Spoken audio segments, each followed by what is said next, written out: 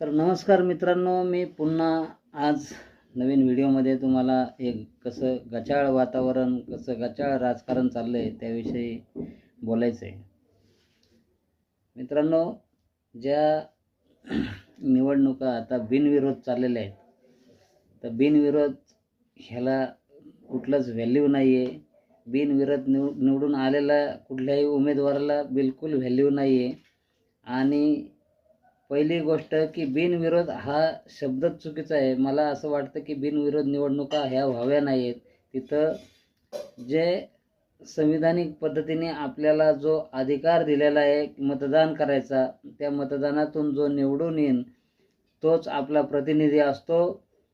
आणि जो बिनविरोध येतो तो आता सध्या कुठल्या पद्धतीने येतोय आपण प्रसारमाध्यमांच्या माध्यमातून आपण पाहतच असाल. तर शहाणे असाल तर लढायला शिका आणि अशा लोकांचा विरोध करायला शिका.